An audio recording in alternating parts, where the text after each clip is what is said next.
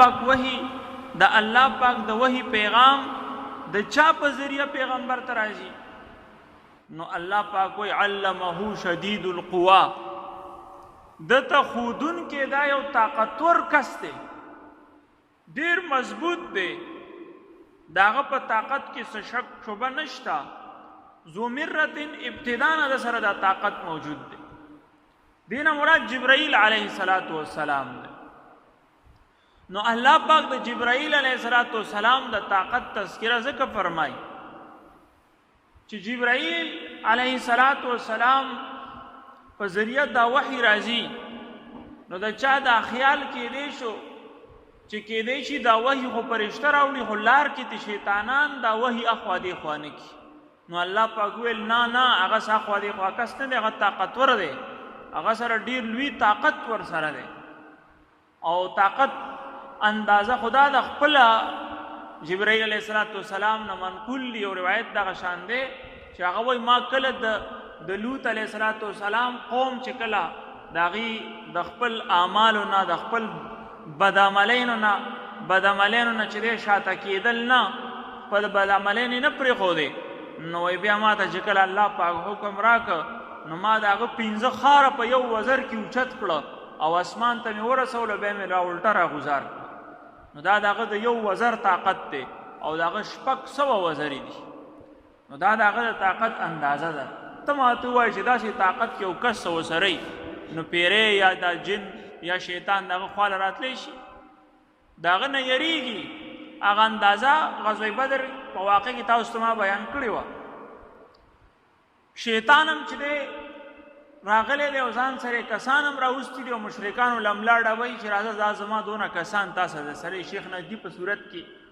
او دی وخت کې چې دی چې کله په جنگ کې دا شیطان په مختلف صورتونو کې راتلو او مشرکانو ته به ډاډګیرنه ورکوله.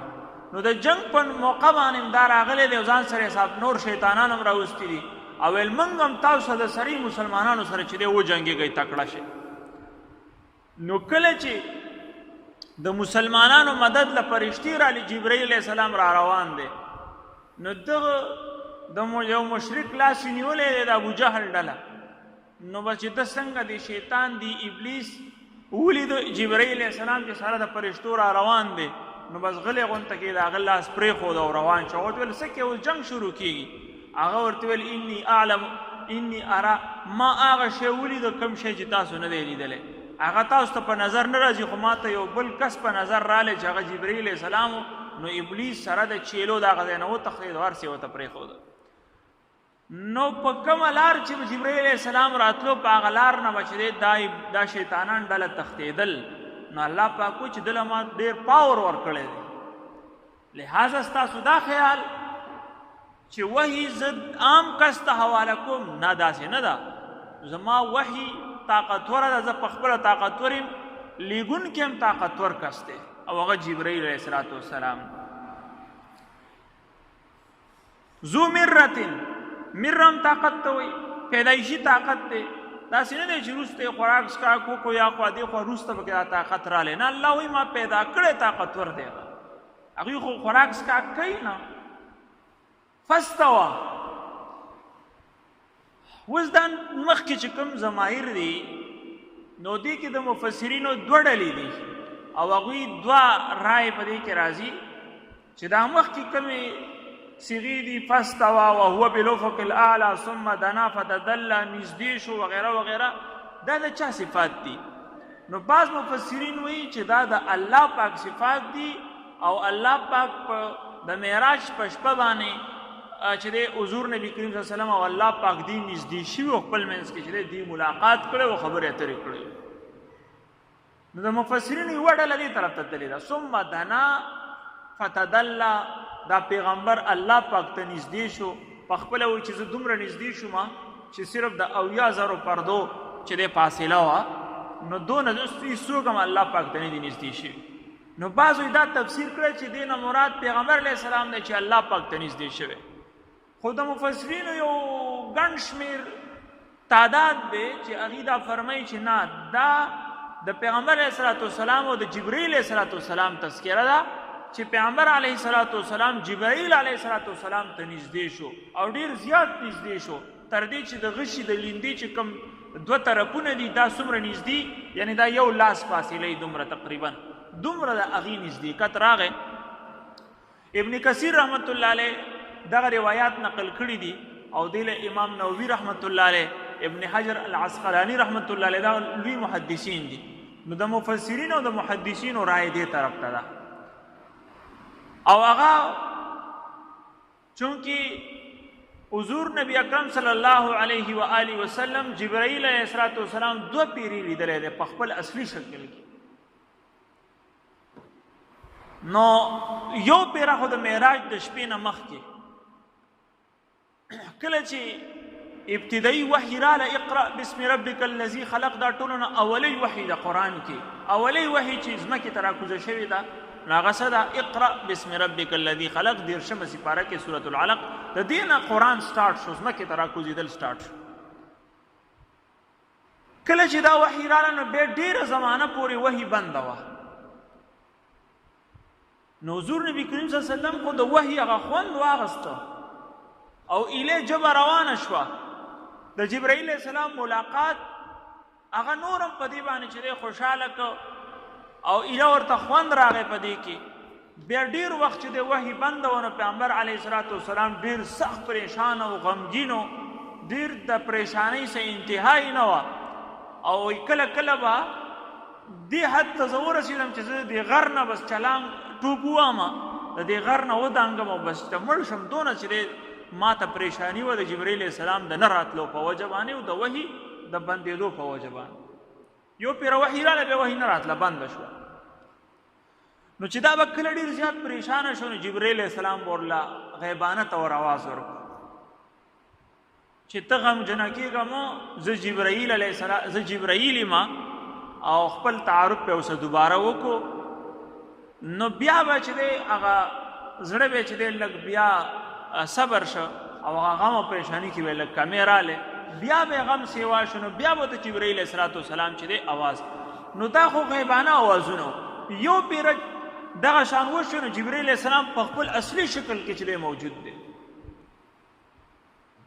نو حضور نبی اکرم صلی الله علیه وسلم فرمایي چې اصلي شکل کې موجود و بالکل د ځمکې نه واله د اسمانه پورې و صرف جبرائیل دی. دا ټوله فضا په منځ کې چې څونه فضا ده دا ټوله ډکه ده 600 وزرې دي د هغه او چې دی د رفرف یو خاص لباس دی هغې اچولی دی او ډېر ښایسته شکل کې او بس صرف ټوله خلا ډکه ده د جبرائیل علیه الصلاة والسلام نه چاته په نظر نه راځي ډېر غټ دی. نو پیغمبر علیه الصلاة والسلام په خپل اصلي شکل کې ولیده. بعض روایاتو کې راځي چې کله د اصلي شکل کې ولیده نو حضور نبی کریم صلی الله علیه وسلم چې دی د هغه د عظمت د هیبت د وجې نه د هغه کیفیت داسې شو چې بالکل بېهوشه شي. نو بیا ورته جبرائیل علیه السلام خپل اصلي چې دی د انسان په شکل کې نږدې شو بیا ورسره چې دی دا خبرې اترې وشوې. نو مفسرین وایي چې دې نه دا مراد ثم دنا فتدلى یعنی جبرائیل علیه السلام ورسره نږدې شو په انساني شکل کې او بیا دا خبرې اترې چې د پیغمبر علیه السلام نه دا کم چې دی روب او دبدبه په هغه باندې راغلی و چې دا ته بیا لر شي. او بیا دویم ملاقات هغه د معراج په شپه باندې سدرة المنتهى په اسمان کې بره د جبرائیل اسلام په اصلي شکل کې چې دی ولیدو د هغې تذکره مخکې را روانه د هغه ځای کې به ته بیا وایم انشاءالله. نو دا دویم تفسیر ډېر زیات مضبوط دی چې د دې نه مراد څوک دي د جبرائیل علیه السلام او د پیغمبر علیه السلام نږدېوالی دی. د پیغمبر علیه السلام او د الله نږدېوالي تذکره دې ځای کې نه ده. نو دا صفات دا د جبرائیل علیه السلام دي او مناسب هم دا لګي ځکه چې د وحي تذکره شروع شوله نو دا اعتراض راتلو چې دا وحي څوک راوړي نو الله پاک وایي چې جبرائیل یې راوړي. جبرائیل خو به کمزوری کس څوک یې ته اخیستی هم شي الله ویل نه ډېر زیات مضبوط کس دی. بل اعتراض پیدا کېدی شو چې کېدی شي دا جبرائیل تا چې ته لیدلی هم دی که ته هسې وایې چې جبرائیل د یو کسه د انسان په شکل کې راځي تا ته څوک پته څوک هم د ځان نه انسان جوړولی شي پیری هم د ځان نه انسان جوړولی شي.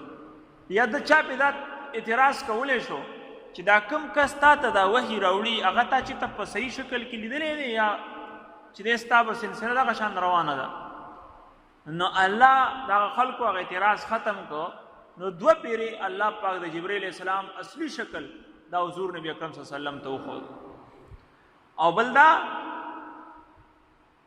چې دا اعتراض هم کېدی شو چې کېدی شي خبره د لرې نه تا اورېدلې پای کې غلطي ولطي راځي. نه، الله پاک وایي چې هغه ډېر زیات نږدې و او دونه نږدې چې یو کس چاته شي بیا ورته څه خبره کوي پای کې بیا غلطي نه راځي.